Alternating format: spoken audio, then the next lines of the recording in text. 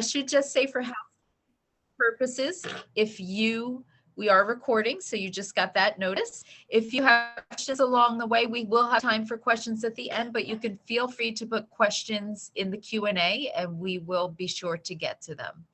So Ms. Amos, I'm thrilled to turn it over to you and thank you so much for joining us today.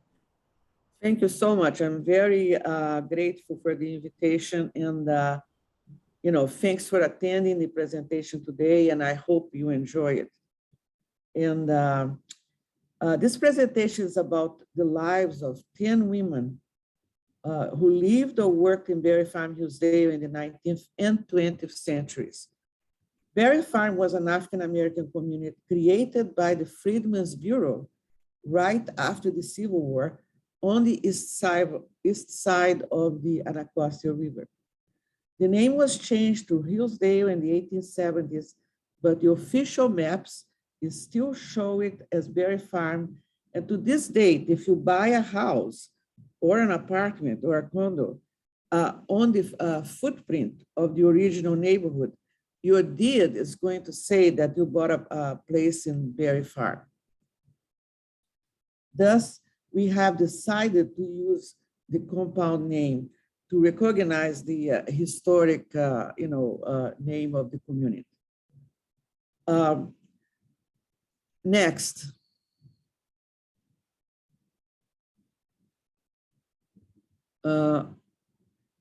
I have published a book about this community titled Barry Farm-Hillsdale in Anacostia. You can see the cover of the book. It was published in 2021 by History Press.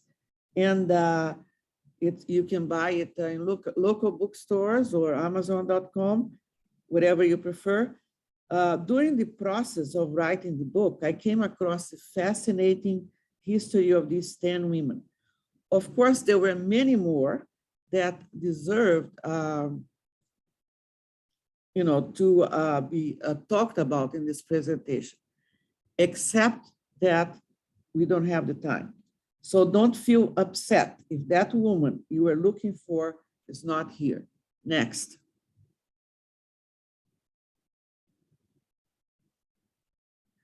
This is a map of Barry Farm-Hillsdale from 1867, when the settlement was created, which shows the 375 acres that the Freedmen's Bureau acquired from the Barry family and how they were divided into 359 one-acre lots, which were sold in installments for payment in 2 years.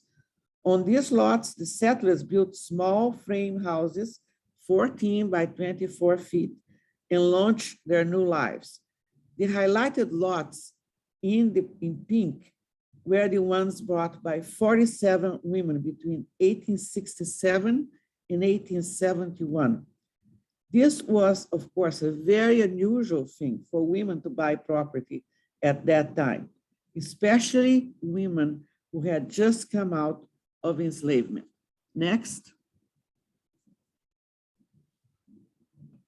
But the first story I am going to talk about is about a little girl. Her nickname was Winnie, and she was born around 1856 in Spotsylvania County, Virginia.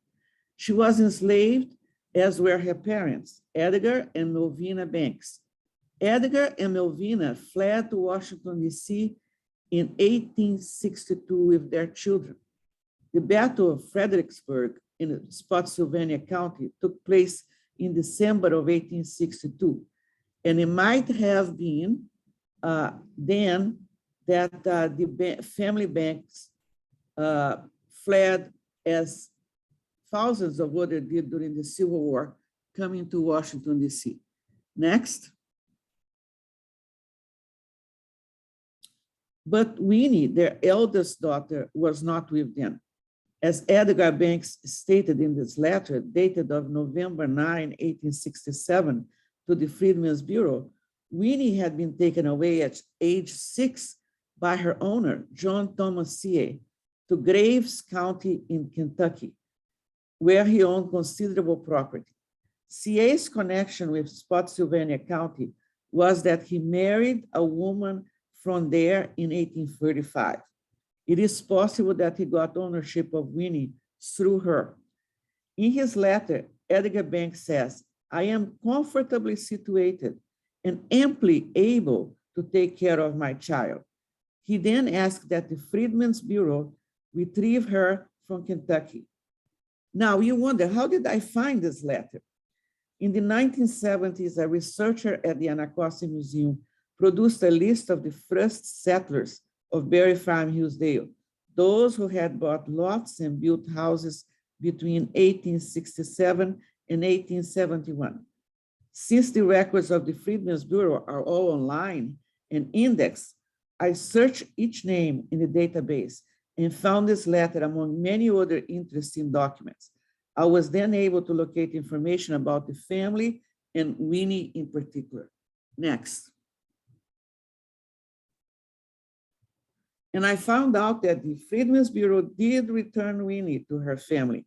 In this entry for the 1870 census, she is listed as 16 years old and attending school, living with her parents and young sisters, Amanda, Delia, Fanny, and Melvina. Next.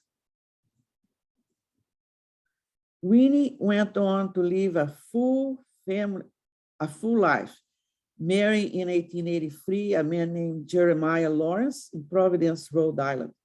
Lawrence was a coachman for a rich wool merchant, so he probably had a stable life. This is the marriage certificate of Winnie and Jeremiah Lawrence. Next. Winnie died in 1895 at the young age of 39 in Rhode Island, but she was buried in the cemetery of the Macedonia Baptist Church in Barry Farm-Hillsdale, where her father had been a minister. Of all the stories I tell in my book, Winnie's story is one of my favorites. It was very good to know that 150 years ago, this little African-American girl was returned to her parents and could then live a full life. Next. The story of Elizabeth Chase was different. She was born free in Washington, D.C.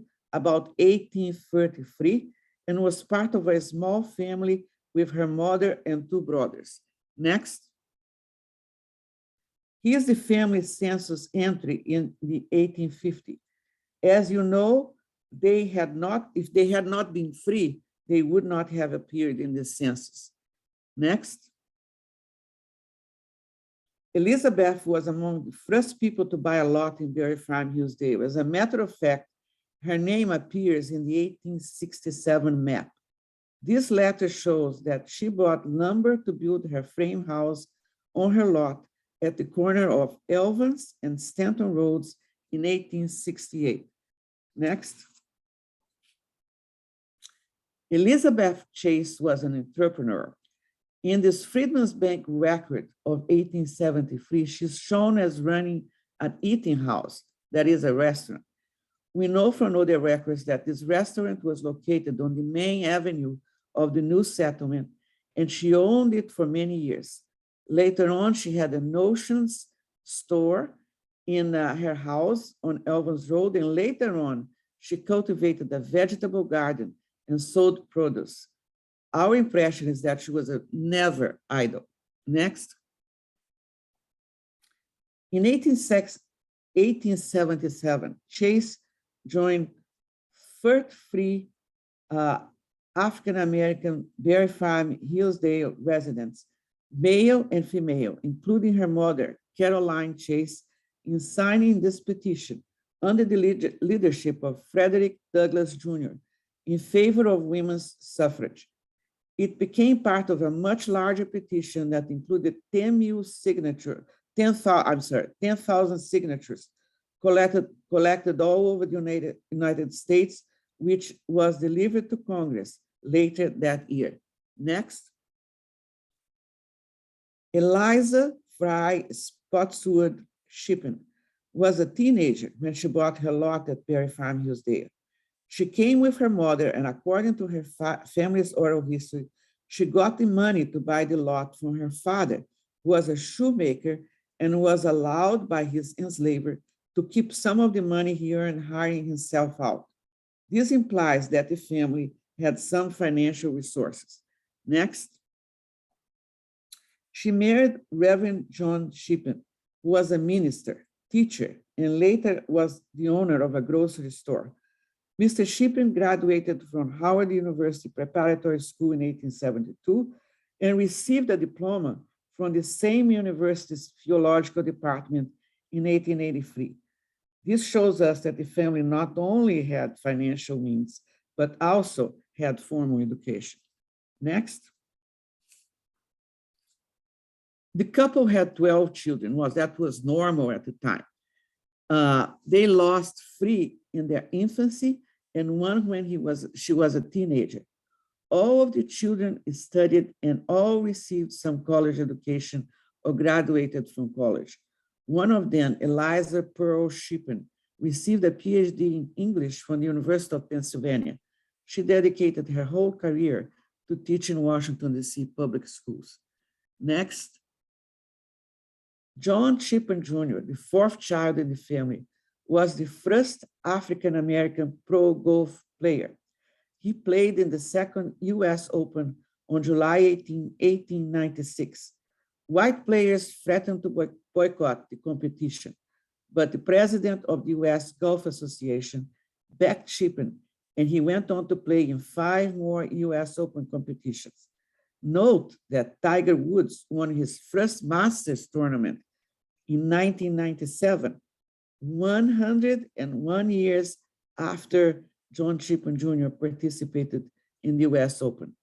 Later on, John Shippen Jr. was a club professional at the Shade Rest Golf Course in New Jersey and manufactured and sold his own golf clubs. Next.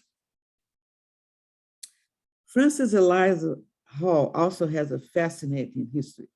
She was white, born in Auburn, New York. She received an education at Antioch College, Yellow Springs, Ohio, and taught at a female school and a public school in a nearby town.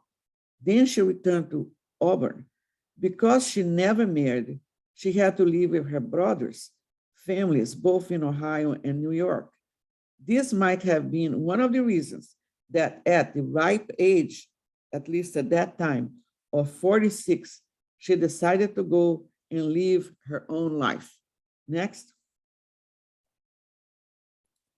On December 7, 1867, she wrote a letter to the American Missionary Association in New York, requesting a job teaching African-American children.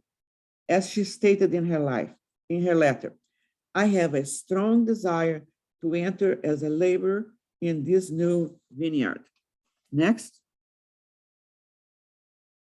She was sent in 1868 to teach at the first school that opened in Barry Farm-Hillsdale, officially called Howard School, but known to the settlers as Mount Zion School for the hill where it stood.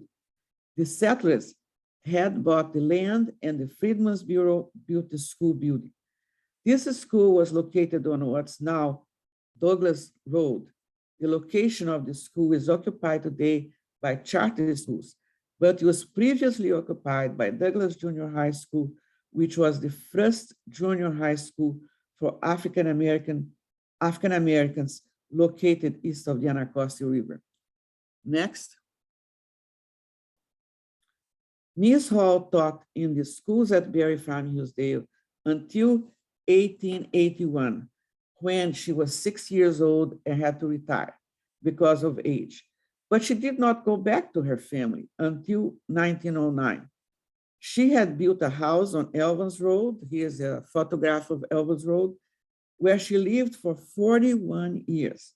She was still remembered by some members of the community with fondness up to the middle of the 20th century. Next. Georgiana Rose Simpson was one of Miss Hall's students, and Miss Hall told the young girl in her class that she had a good mind and should continue her studies. And Georgiana took that advice to heart. Next. This is the census entry for the Simpson family in 1870. Her father would eventually run a dairy farm in his 1-acre lot on Howard Road.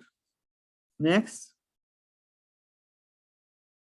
Miss Simpson began her career as a teacher in the elementary public schools in Washington, D.C.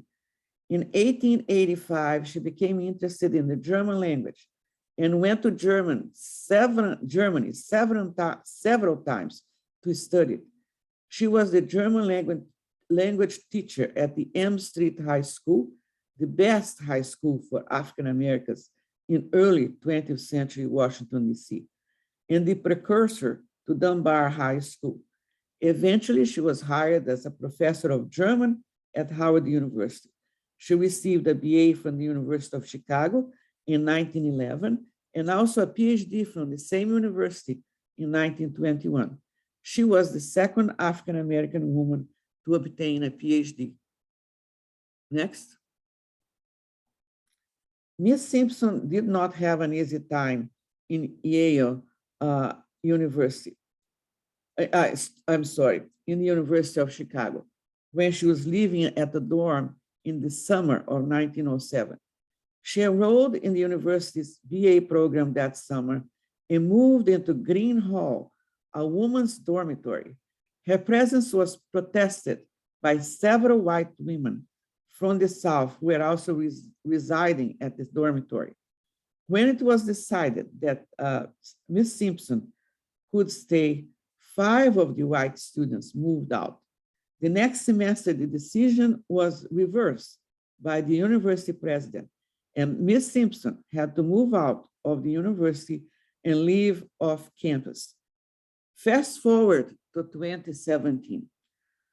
2 University of Chicago female students, 1 African-American and 1 of Asian descent, decided to honor Miss Simpson. This life-size bust of Dr. Georgiana Rose Simpson is now on display in the university's Reynolds Club.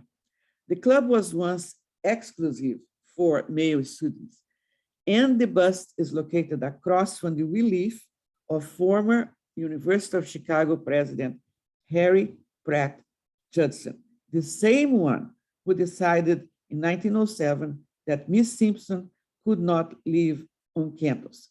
Well, talk about ironies of life. Now he has to look at her face for eternity. Next. The Edmonson family of Montgomery County was very large, and part of the family was free and part was enslaved.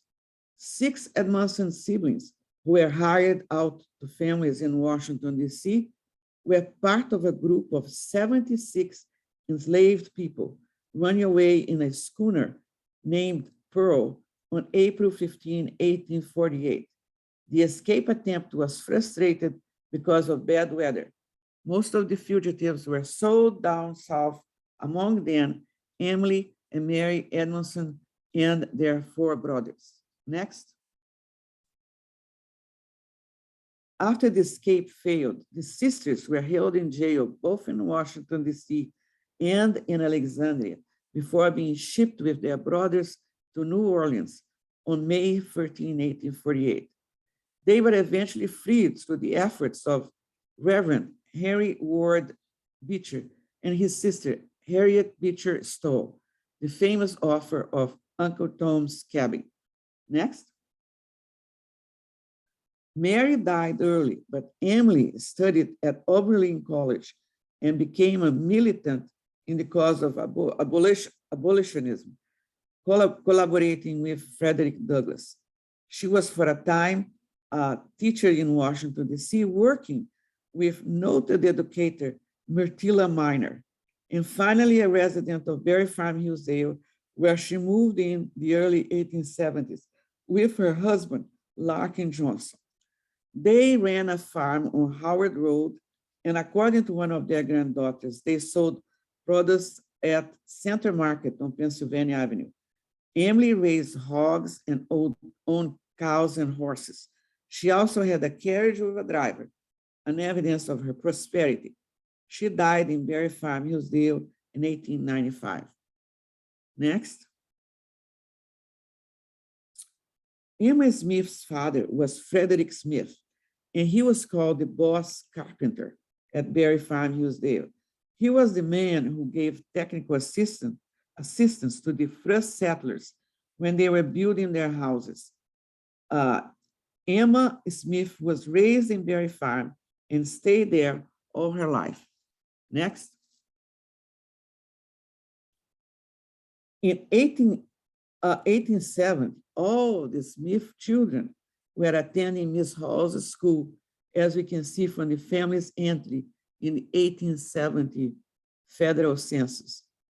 Next. Mrs. Smith received a diploma from the normal and preparatory course at Howard University and taught at Burney Elementary School at Barry Farm-Hillsdale for 47 years, from 1881 to 1928. She had to retire because of her age. She remained active in the community as a Sunday school teacher and in the Burney PTA. She was still well remembered into the 1970s as a great teacher and a leader of the community. And she appears to the she's the last person at the top row on the right. Next. This lady, Mary Hill Watson Webster, called my attention because she had guts and she was very well dressed, as we'll see in the next slide. Next. Women of Barry Farm-Hillsdale were concerned at the beginning of the 20th century with the destitution of some of its residents, especially its children. Mrs. Mary Webster had the idea of joining the White Needlework Guild of America. This was a benevolent society. She was told that the African-American women of Barry Farm-Hillsdale could not form a branch, but could form a section under a white branch of the guild. Well, Mrs. Webster declined the offer. Then she went on to form the National Sewing Council of the United States of America.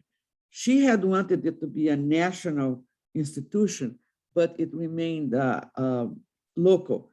But yet, she told the lady from the Needlework Guild of America that she didn't want to be just a branch. She didn't want to be just a section under a white branch. Next. But the council was an active benevolent organization for many decades, collecting and distributing garments, establishing schools for girls to teach them how to do sewing, and distributing fuel and food to families in need. At this invitation to a homecoming dinner in 1956 attests, the organization continued its activities well beyond the passing of its founder in 1925. Next. Mrs. Florence Stokes Matthews was one of a long line of women trained at the Myrtilla Minor Normal School in Washington, D.C., which trained numerous female African-American teachers. She graduated from the school in 1912 and started her career as a teacher in Prince George's County. In 1925, she began her career in recreation, and 1 year later, she came to work at Barry Farm-Hillsdale, but she never lived in the community. In 1926, the District of Columbia government had bought 2.5 acres of land, which had been previously occupied by an amusement park catering to African Americans. This was on the middle of the Barry Farm-Hillsdale community. In June of that year, this area became the Barry Farm Playground, the only one located east of the river serving African American children. Its first supervisor and the most noted and best remembered was Mrs. Matthews. She stayed at the playground for the next 25 years. Next. She was remembered by those children who had been raised in Barry Farm-Hillsdale with great fondness. She knew their families, their troubles, their potential. She counseled and understood them. She organized dances, picnics, sports, including track, tennis, volleyball, and baseball. Elderly women in the 1970s remember how wonderful it was to learn how to do embroidery and weave baskets, and how proud they were of displaying the results of their labor at the end of a very productive summer. This is a photo that appeared in the Afro-America newspaper in October of 1938, with children showing handicrafts they had made during the summer. Next. In this picture, the smiling man in the center is Stanley Anderson, who grew up in Barry Farm-Hillsdale and later became an appointed councilman in the first DC council. He was one of the kids who Mrs. Matthews received at the playground. This picture is of the presentation of her photograph in 1960 to be displayed in the playground. The photograph is now part of the Anacostia Community's Museum collection. Next. In May of 1966, Etta May Horn was a 38-year-old mother of 7 children, separated from her husband and living at the Barry Farm Dwellings complex and receiving welfare. She was in poor health and had only an 8th grade education. Nevertheless, she had a fire within her that would lead to a career of several decades in activism. She declared in 1974 in an interview that before she became an activist, she wanted to be just, and here I'm quoting her own words, a good welfare recipient, a good mother, a good community person, meaning minding my own business and staying dumb.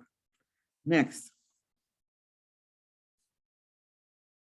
In this photo, she is picketing the DC Welfare Office in May of 1966, along with several other women of Barry Farm dwellers.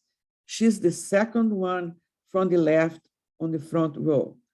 They were demonstrating against the indignities that the recipients of welfare were submitted to, such as spying by investigators who parked on the street in front of their houses to monitor what was happening and knocked on their doors in the middle of the night to make sure there was no man in the house. She and other women of Barry Farm dwellings formed a group named Band of Angels with the help of the Southeast Neighborhood House. The young white man in the photo is Philip Perkins, a community worker from Southeast Neighborhood House. This group became very active. The Band of Angels became very active in fighting for improvements in the complex. Excuse me. Next. From her original local activism, Ms. Horn jumped into countrywide action as a member of the National Welfare Rights Organization, of which she became a vice chairman in 1967. In this position, she appeared in the Senate Finance meeting in September of 1867, protesting the new welfare regulations passed the previous month. Etta Horn is sitting third from the left, and she reportedly told the all-powerful chairman of the committee, Democrat Senator Russell B. Long, "You refuse to feed babies, but when they grow up, you send them off to fight your wars." Next. On Sunday, May 12, 1968, the National Welfare Rights Organization organized a Mother's Day march and rally as part of the official launching of the Poor People's Campaign. In this photograph, Etta Mayhorn appears third from the right in the front row of the march. Now notice that she's marching in high heels. I always thought that was outstanding, that she went on this long march on Pennsylvania Avenue in high heels. Anyway, she had gone in 2 years from being a local activist in Barry Farm dwellings to being a nationwide activist and leader in the welfare rights movement. In the 1970s, Ms. Horn returned to Washington, D.C. and founded a daycare which still operates on Martin Luther King Avenue. Next. Thus, from the histories of Winnie, a little girl taken from her family, through Georgiana Rose, the second African-American woman to receive a PhD, and her teacher, Frances Eliza, a white missionary teacher who was dedicated to her African-American students, all the way to Etta May, born in the South and later becoming a countrywide welfare rights activist. The Barry Farm-Hillsdale community nurtured interesting and outstanding women. I hope you enjoyed the presentation. Many thanks for your presence. And if you have any questions, I'll be able to answer them. Thank you.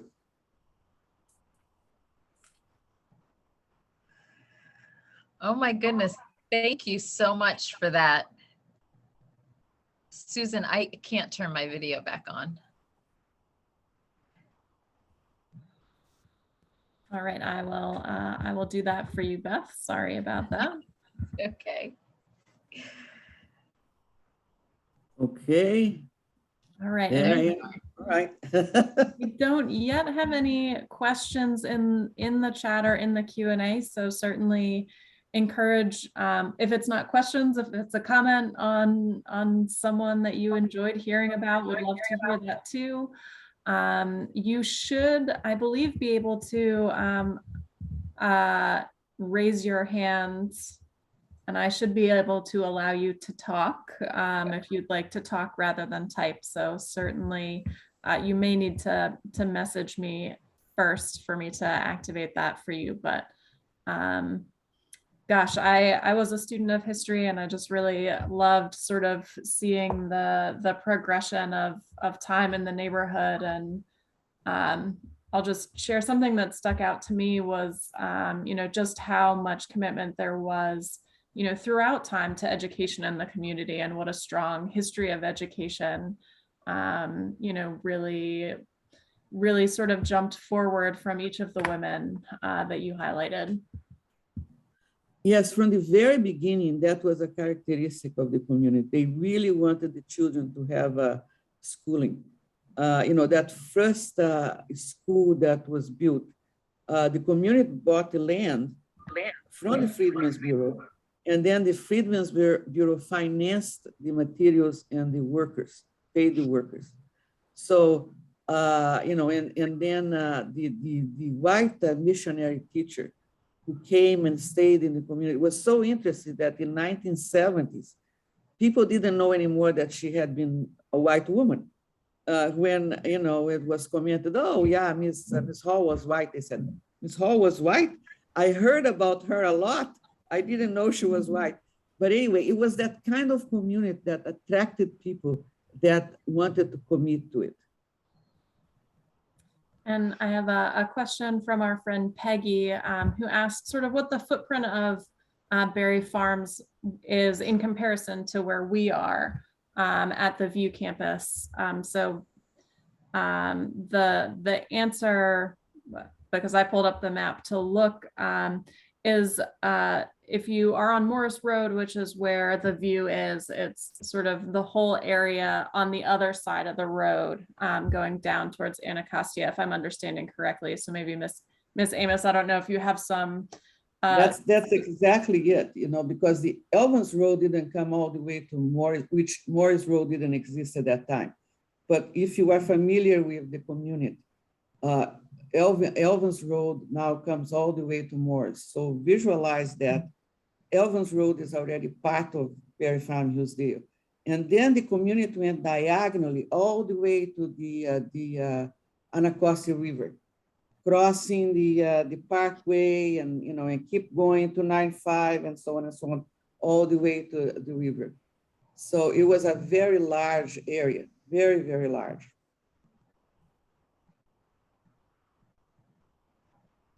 I wonder if you could tell us a little more about how you got started on this research?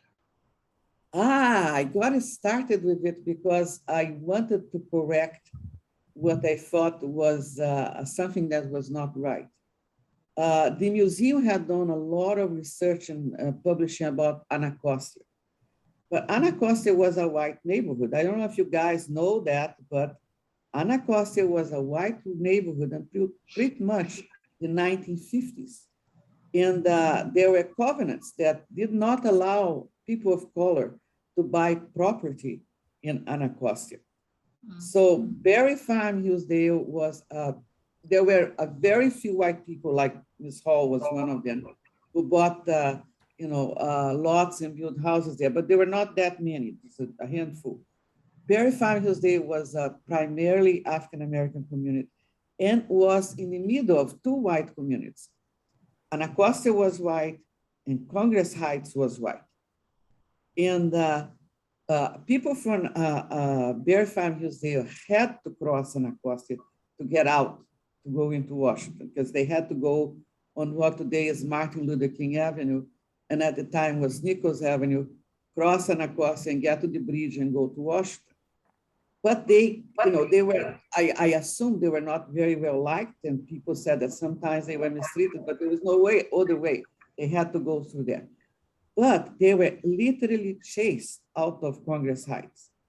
If Black people went up Nichols Avenue into Congress Heights, past St. Elizabeth's Hospital, and went into Congress Heights, they were literally chased. And I said, why, the museum has never talked about these things? Why it has not the history been written about this neighborhood? And so I went to my boss and I said, I want to write it. And she said, oh, okay. And so I started researching. And it took 3 years for the research and writing. And the reason is because I did as an employee of the museum. So I did it on the 3 days a week that I worked there. And there was a lot of research. The museum had a lot of materials, but I had to go out to the National Archives, the Library of Congress, and there was a lot of other repositories that had the information that I needed. So it took a while to get all the information and then to decide how to organize the book and then how to write it. So that was it. I thought that it was not fair that this history was not being told. Yes, good for you for sharing an untold story. I feel like one of the things that we definitely wanted to do as we were thinking about putting together a topic here was that we thought we wanted to try and find a way to really shine a light on the rich and vibrant history of the community that we're in, and wanted to be able to share it in a way that also want our girls to feel really proud of the rich and vibrant community that we're located in and that many of them live in. So right. I appreciate also they brought forward these women. I have to just say separately, I loved the photos and in particular the details that you pointed out, like the one woman marching in heels. But if in all the photos that she appears, she's all dressed up. I have the feeling that she had the sense that if I don't go dressed up, they will not pay attention to me. I have to be, she had always a purse on her arm and the high heels, and the dress was always nice. But that photo of the march, that really, I mean, it must have been exhausting to march on those high heels. We have another question just came in from Robin at the Crimson Bridge Foundation, and I knew they do a lot of work with women's organizations and all number of things. She's wondering a little bit about the museum itself specifically, if you are all open for school field trips and visits. And I'm going to add to the question, because we were chatting a little earlier, what some of the current exhibits are at the museum. Yes, we are definitely open as of yesterday. We had been open last year, September, I think, and then we closed again in December. Now we are open again 3 days a week, Wednesday to Saturday, no, 4 days a week, Wednesday to Saturday. And please contact, go online in the museum website.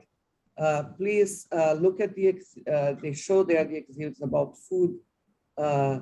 It's very interesting. There are a lot of interactive activities that the kids enjoy. And the museum will set up a field trip for any organizations that want to come in. Please feel free to contact the museum. Wonderful. And we have another question from Maureen, who is one of our board members. She's wondering, in your research, how much you were able to use family histories, whether written or oral, and just a little bit more about how you came to learn about each of these women specifically, maybe beyond the census information. Well, I was very lucky in a sense, because in the 1970s, the museum had a program of oral histories. So they went out looking for people that had lived in the community, both Barry Farm-Hillsdale and Anacostia, and interviewed them about their lives. And so there was a lot of elderly people that had been born in Barry Farm-Hillsdale in the 1880s, 1890s, early 1900s, and either had heard the stories or had lived the stories themselves, and they talked about it.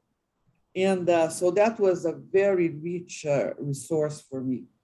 I also, as I said, they also compiled a list of the first settlers, everybody who bought a lot between 1867 and 1871 went into this list.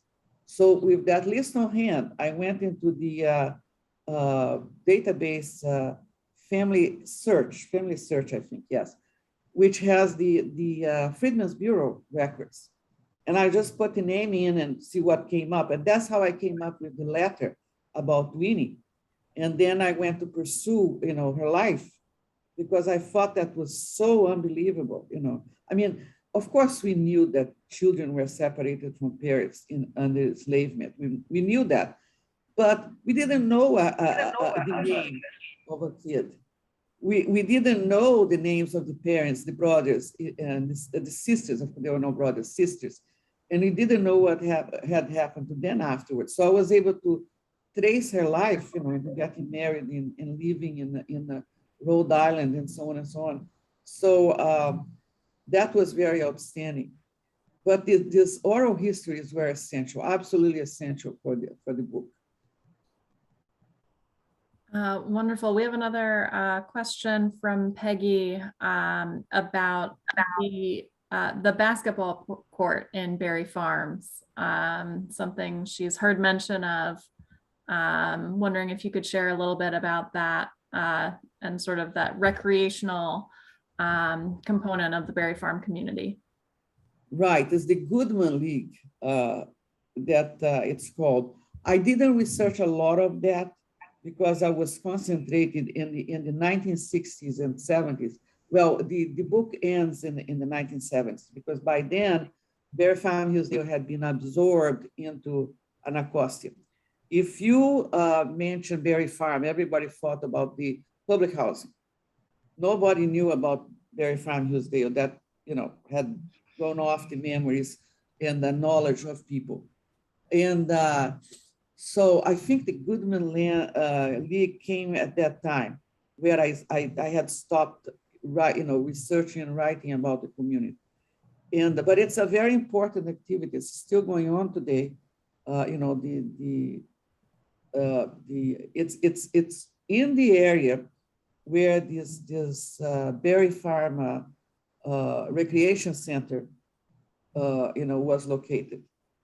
The playground, Barry Farm Playground, they called it, which was so essential in the community. You should read the interviews of the people the young, these are old people in the 1970s and some of them in the early 2000s, remember their childhood in that playground. And how wonderful Mrs. Matthews had been in their lives, how essential she had been in, I always wonder how one person, she must have assistants, but they didn't remember any of the assistants. They always talked about her, how she talked to them, how she counseled them, how she organized the activities, and so on and so on. So, and it was interesting that before that area was an entertainment center, a leisure, area for African Americans. African Americans came from all over Washington, New Washington area, to that, park. It was Eureka Park, it was named. And so there was a long history that those lots of being used for recreation. Okay, well, that brings us to the end of the questions that have been submitted. So if anyone had any last minutes, anything you want to share, feel free to pop that in the chat. Have a great comment from Danielle. Thank you. Just thanking you, Miss Amos, for your presentation today. And her team at the Crimson Bridge Foundation is planning a trip to come to the museum based Wonderful. on your presentation. So thank you for that. Yeah, they'll be very welcome, very, very welcome. Yeah. So Beth, I'll turn it over to you for any closing remarks, and thank everybody for being here. Thank you so much, Ms. Amos, for your presentation. Thank you for enlightening us this afternoon. And as I mentioned, I'm so thrilled that you were able to share this little known bit of history with us, and particularly providing such a positive view of the early formings of Anacostia, and also just how important and what important role women played in that. So thank you for joining us. Thank you for everybody that tuned in to listen to us. I appreciate you taking time out of your afternoon to join with us. We will stay in touch via email. We'll be sending a follow-up email after this with the recording and some information on Ms. Amos's book if you are interested. And we look forward to seeing you sometime in the spring. So thank you. Thank you very much for the invitation and the attention of the attendees. Thank you.